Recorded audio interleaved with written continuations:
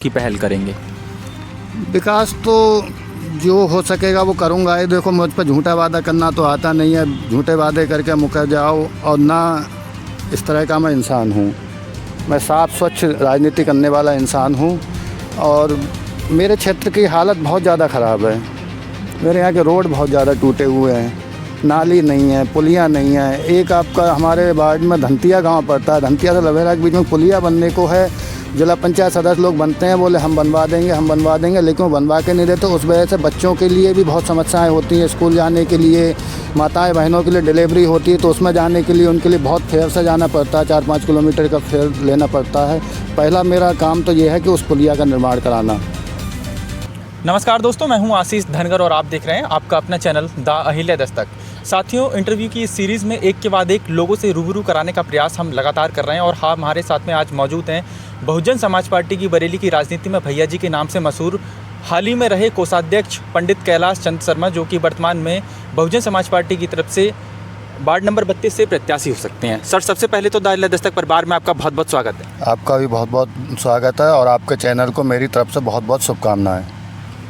क्या कुछ कहना चाहेंगे? सबसे पहले तो जनता आपके बारे में जानना चाहती है। जी, जनता तो मेरे को जान चुकी है, क्योंकि मैं राजनीति से मुझे एक अरसा हो गया। लगभग 2007 से मैं राजनीति में सक्रिय हूँ। बीच में कुछ समय के लिए मैं नौकरी करने चला गया था। मैं राजनीति में काफ़ी समय से सक्रिय हूँ। पूरी जनता सब जानती है क्षेत्र की मुझे। तो जब आप क्षेत्र में जाते हैं, वार्ड नंबर 32 से आप जिला पंचायत के प्रत्याशी बन रहे हैं, और जब क्षेत्र में जाते हैं तो क्षेत्र की समस्याओं को किस तरह से देखते हैं आप? क्षेत्र की समस्या, अभी मैं गया हूँ क्षेत्र में तो जा ही रहा हूँ। समस्याएं तो हैं ही।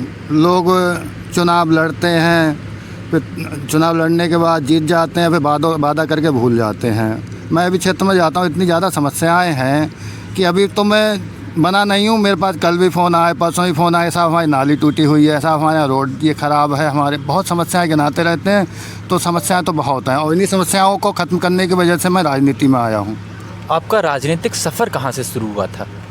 मेरा राजनीतिक सफ़र बहुजन समाज पार्टी से शुरू हुआ था। 2007 में मैं बहुजन समाज पार्टी मैंने ज्वाइन की थी, तब से मैं हूँ। बीच में कुछ समय के लिए मैं बीजेपी में चला गया था, करीब 1 साल के लिए, लेकिन वहाँ मुझे अच्छा नहीं लगा, मन नहीं लगा वहाँ पे, और मैं फिर दोबारा जो है मैंने अपनी घर वापसी की।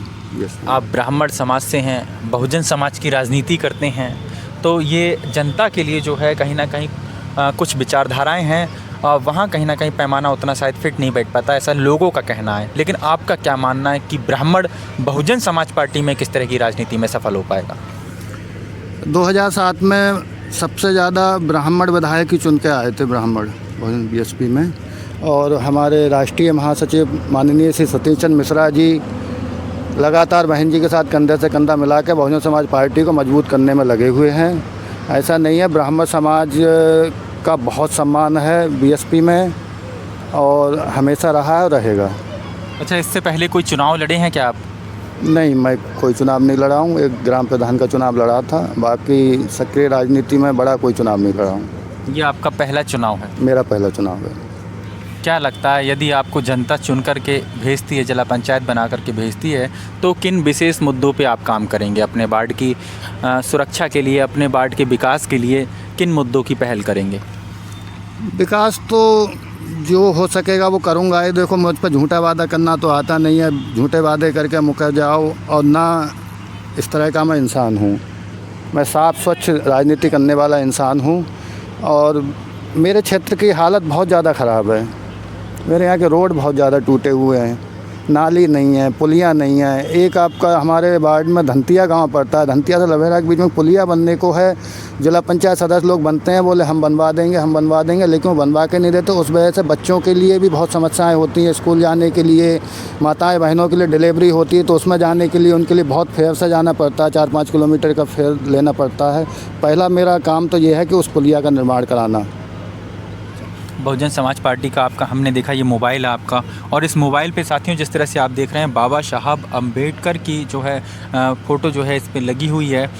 जबकि जो हमारे प्रत्याशी हैं वो ब्राह्मण समाज से आते हैं। ये देखने के बाद में कहीं ना कहीं ये साफ़ हो जाता है, अभी भी बहुजन समाज पार्टी के साथ में ब्राह्मण एक बड़े तबके के साथ में जुड़ा हुआ है।